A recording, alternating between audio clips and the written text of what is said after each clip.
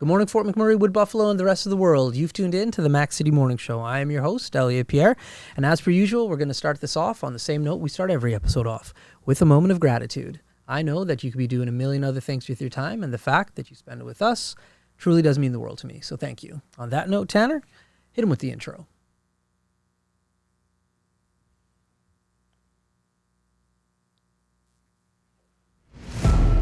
I'm so crooked now that this show's over. I need another one.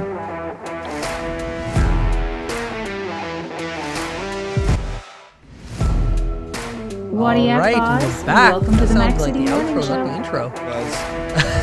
That's awesome. All right, well, big shout out to our title sponsor, Noral Toyota. Thank you very much for your ongoing support. We really do appreciate it.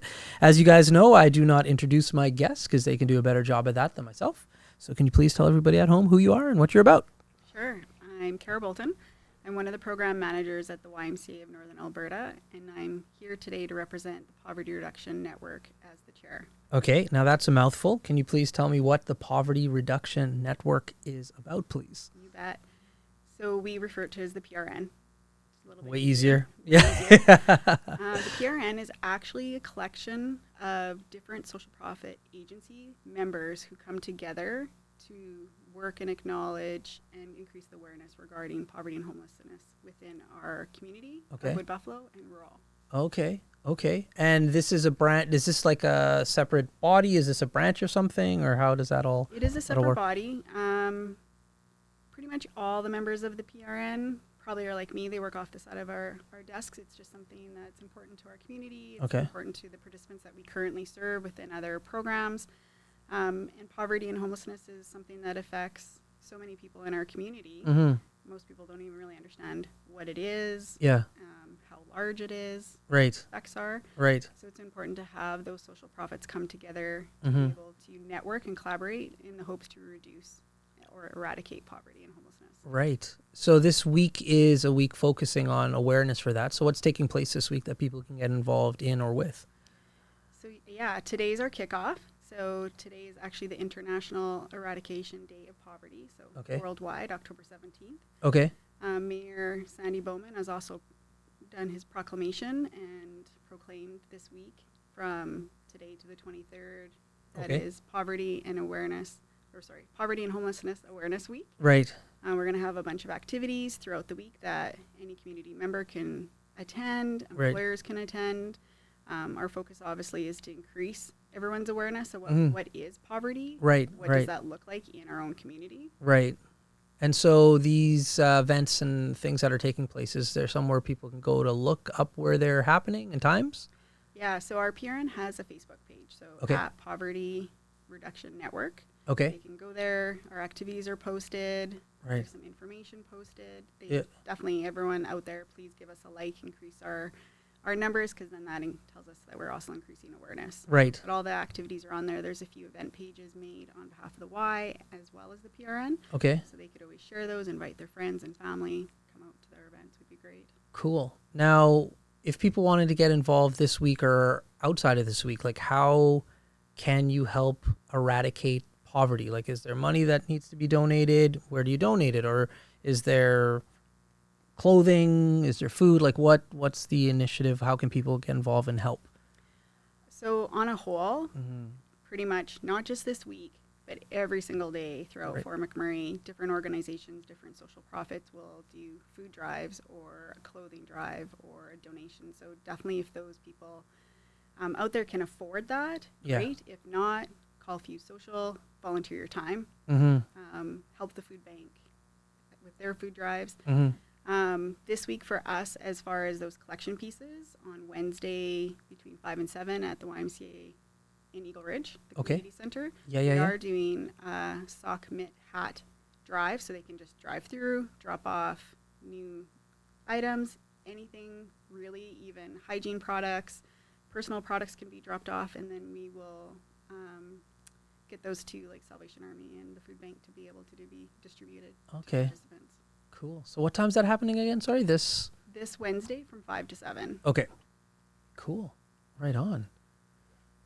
So when you distribute all this materials, how do you pick which organization gets it? Like when you're collecting like a hat or a jacket or like you said, hygiene products, how do you decide which not-for-profit in Fort McMurray gets it, or is this a coordinated effort prior to? It's a coordinated effort. I think that's part of what the PRN is. So it's those network of agencies. So Salvation Army, Center of Hope, United Way, Food Bank, Alberta Works, the YMCA, right, Support for Housing, come together to sit on this. So we talk, have our monthly meetings. We identify what the barriers and gaps are in the community. We're able to talk about the rises, who needs help, what's happening. So that coordinated event's already there. Okay. Throughout the year, every organization does other events on behalf of their organization. Right. But this week is all of us coming together to increase that awareness about poverty and homelessness. Cool. Now you're wearing something on your shirt, YMCA. I noticed that when you came in. I don't think enough people, and I fall into this bracket. Like when I grew up, I didn't know what the YMCA really did in regards to all their programs. Like I knew it was fun to stay there, though. I knew they had a pool. And it was fun to stay there. What do you mean? It's fun to stay at the YMCA. Oh, good call, Tanner. That went over my head. I like that one. Yeah, I'm surprised. But then when I had Keegan, I found out like there was a daycare, and then there were so many other things. So can you, for the people at home and myself, because I am interested, because they don't have the pool anymore. So can you tell us a little bit about the YMCA and what it does in our community? You bet. So yes, the Y, we're still here. The pool is closed, so we don't have that Westwood location. We have a community center in Eagle Ridge. That's right.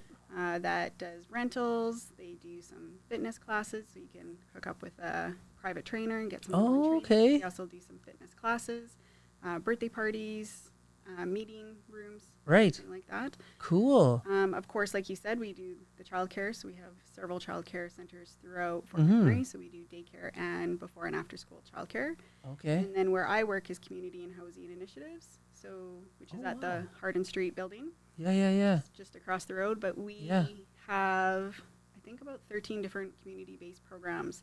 So we work with newcomers and settlement. Okay. We do employment. Yeah. We do mental health. So we have a new mental health program coming up, Why Mind.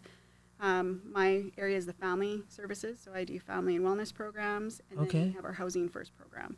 So within those programs, there's a few other programs. Yeah. For foreign workers.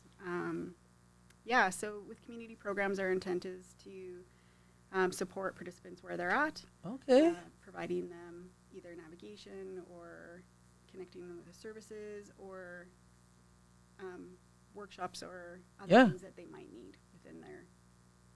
Yeah. I had no idea. Like you just totally blew my mind there. Yeah. See, that's good. Cause I knew about the childcare and I knew about like the fitness programs, but I was wondering, and that's why I asked the question, is because they don't have the Y location, and from what I just know about the Y and the marketing that they do, fitness is a huge component. So I was wondering like if that was still viable, but like, you have a new location. Yeah, cool. It is. We just modified it a little bit different. Joanne is the general manager at the Eagle Ridge Center, so she's definitely someone to contact if you're interested in it. But we are here. We're here in the community. We have for over 40 years. Right. And I think you're right. Community services is definitely a little bit probably low key. Yeah. We're not great at shouting out what we do, but we do help a lot of different participants in our community. And when it comes to the community services, that was my next question in regards to, I think you guys had like a flagship location in regards to, the Y is there in regards to, it used to be in Westwood. If people want to utilize your services now, obviously they can get in contact with you through Facebook and like message and call the numbers and whatnot. But where's the physical locations outside of the daycares? Because they're everywhere. Yeah. Like outside of those, if people wanted to utilize your services, what's the physical location people would go to? So we have 2 physical locations besides our daycare. So that's the Eagle Ridge Community Center. Okay. So that's in between the 2 schools. That's right. Yeah. And then the Hardin Street location, we're in the lower level. Oh, cool. Hardin Street building. So all of our community programs, offices are at the Hardin Street. Okay. So downtown. Downtown, yeah. Perfect. Well, listen, Tanner shook his phone. That means he's ready with his Mac City Minute questions. You want to put an ad up before that, though, or do you want to do it afterwards? No, I don't think we have ads right now. Okay. Well, we're just going to go on with the questions then. Yeah. So, Tanner, hit her with the Mac City Minute. Alrighty. Question number 1 for you today. What is one thing the community could do to help homelessness in Fort McMurray that they wouldn't expect they could do? I would, if they don't expect to do it, I would suggest that they go to the United Way website. So the United Way website, right now, you can go and log on to Make the Month. It's a virtual simulator where you can go through the questions to see if you will actually make the month or will you end up in poverty. So it's a simulation where you're faced with decisions, real life decisions based on scenarios and the stats within our community. So a great way to increase your awareness to really understand what is poverty and how it affects our community. So as an example, you're a 2-parent household with 2 children and your dog is sick and needs vet treatment. Right. Do you go to the vet or do you pay a bill? Right. Right? Like what type of decision are you going to make? Right. So just looking at that from an income standpoint, from how much money you make, daycare, childcare. So I would definitely refer people over there because I think it's eye-opening. That's neat. Question number 2. What is one thing you look forward to the most about coming home late at night? I guess that's a tricky question. I look forward to the peace. I think our day's quite busy. That quietness, being able to relax, to reflect on the people that we've been able to serve, the people we've been able to help, some of our success stories, and then just kind of, I don't know, maintaining it and doing it all the next day. Question number 3. What is one place in Fort McMurray you think doesn't get enough shine? I think all of our social profits do not get enough shine. It would be really hard for me to choose just one of them. I work with several organizations, a lot of different talented people from all those social profits. We really care about our community, we care about our organization, and I don't think the shine is enough. There you go. Question number 4. What is one program that the YMCA has that you think is the most underrated? I would say that's our community programs in a whole, to be honest. We, again, probably do not shout it out loud enough. A lot of people always associate the Y with being the pool, like you said. That's right. But we do such great things. So the community programs, the child care, and then our fitness that we still do. So. Yeah. And your final question. If you won the lottery, what would be the first thing you bought for yourself that you don't need? That's awesome. I love the randomness. Oh my gosh. Yeah. I love the randomness. Try to throw one random in there. Oh, I should have come better prepared. Yeah, you can't prepare for Tanner's question. How are you going to prepare for that question? That's exactly. Yeah. That's the point of them. What would I buy for myself that I don't need? You know what? I would probably buy, shoes.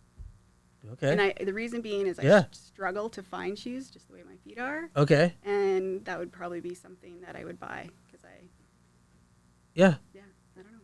Those have been your 5 questions. I'm going to help you build. What kind of shoes are we talking about here? Are we talking sneakers? Are we talking pumps? Are we talking heels? Like it boots? would have to be comfy. 100% comfy. Okay. Yeah. Okay. Doesn't matter. Comfy. I love the randomness, Tanner. Thank you. I try my best. Yeah. So you have a bunch of stats and notes there, and more often than not, I forget that people bring them. But you have some. So are there certain things you want to Sure. check off? You bet. Yep.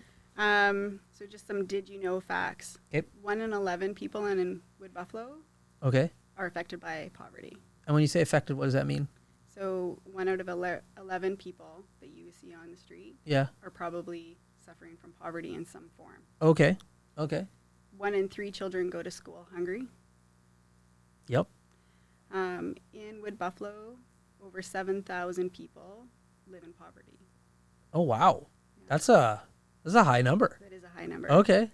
Our food bank last year in 2021 delivered over 5,000 hampers, and they increased their intakes by 237. So 237 new people additional needed access to our food bank last year. Yeah. Homelessness since 2019 has increased by 20%. Okay. Transportation costs and needs have increased by 20%. What do you mean transportation costs and needs? So even like busing. Yeah. So a lot of people rely on our transit to get to and from work. Right. And that cost has increased by. So the cost of the fare to get on the bus has increased for the user. Okay, gotcha. What is it now? Do you know? I don't know. I probably should, but I don't. Last time I rode the bus, it was $1.25. So. You want me to date myself? Yeah, how much was the bus? It was 35 cents. That seems like an inconvenient amount of money. It was an inconvenient amount of money. It was $0.25. Yeah, well, I would rather 50 than that's 35. Facts. Yeah. Facts. I won't tell you what I used to save my bus money up for, but I can tell you that 13,040 people over the age of 15 rely on public transit in our community. Over the age of 15? Over the age of 15. Wow. Okay. Yeah. Interesting. Yeah, it's one of those services when I was in high school. I used to utilize the bus, but as an adult here in Fort McMurray, I just haven't had. Yeah. But you know what? The funny thing is that you see the buses drive around, and for years, like you look at them and they're just like, there's nobody on that bus. But you are right. Like over the last few years, I have recognized that like when you see the bus, there are people on them, which is nice to see that they're not empty, but I've definitely been able to visually see the intake. And it depends when you see the bus. Like right. If you see the bus. Oh, in the morning. Yeah, with the kids. It's Or if you see it at 1 o'clock in the afternoon, there's probably going to be nobody on it because nobody's riding a bus at 1 o'clock. But if you go look at it at 8 a.m. or 5 p.m., there's going to be a ton of people on that bus when like people get off work or school or whatever, right? Facts. Yeah. One of our events is tonight at the Eagle Ridge YMCA Center from 7 to 9 is discussing the living wage. Okay. So we're inviting any employer to come. Okay. There's a living wage network in Alberta. Mm-hmm. We do a bunch of stats. We work with the city for that. And they have come up with what is the basic wage that someone in our community would need to live not in poverty. Yeah. And it's $26.50, which is $11.50 higher than our minimum wage. So tonight we're having an information center session. Yeah. If any employer would like to come and learn about the living wage and what that looks like to their employees or what that impacts their community. Yeah, Elliot, $26.50 over here. What are we doing? Yeah. Well, yeah. Come on, man. Dude, we can do better. We need to raise everybody's wages here. Yeah. Myself included. I know. Absolutely. Yeah. I love you, Tanner. Thank you. Yeah, you're the best. Yeah. I think it's important to understand that poverty affects everybody. It's faceless. Yeah. So we're talking about women, that single person household, newcomers, Indigenous, LGBTQ plus, any racialized group, right? Mm-hmm. So there's a lot of root causes with poverty. Yeah. Those basic needs of having access to healthcare. Yeah. Access to child development. Right, like I said, 1 in 3 children go to school who are hungry. So when you don't have food and you need that brain nutrition. That's right. Long-term impact. Yeah, no, it's kind of nuts. It's been so long that I have been in school. Obviously, that hasn't been on my radar. But when Keegan started to go to school,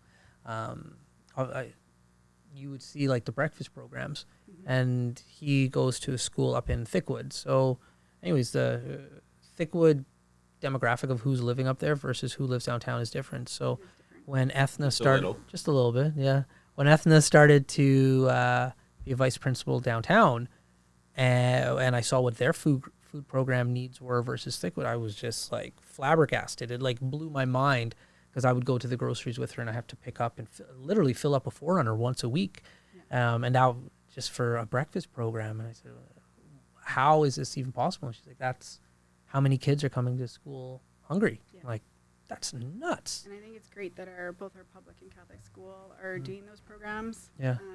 And you were asking earlier how people can get involved. Like you said, if you're a parent of that school and you feel like you can get involved, contact the school. Yeah. See if you can volunteer in the programs. Yeah. They talk about for donations. Yeah. Every little bit helps. And those programs, they also, I know, will allow just every student to come and eat, so that the kids who actually need the food don't feel secluded. Yeah, it makes it normalize it for a little bit. So like that whole forerunner, it might not have been all those kids are hungry. That's right. But they want all the kids to feel the same. For the ones that are hungry, don't feel ashamed that they have to take the help.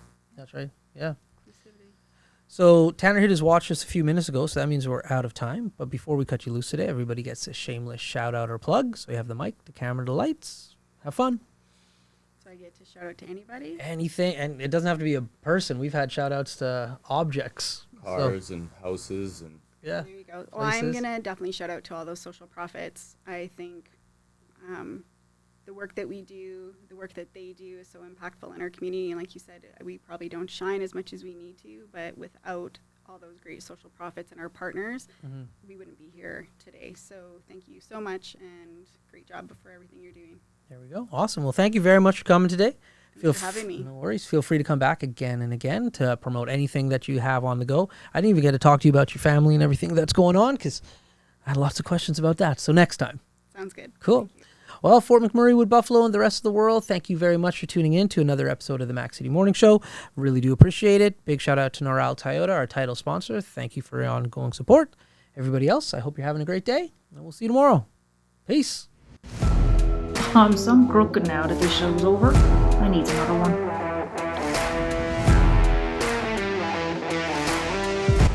It's so ballistic!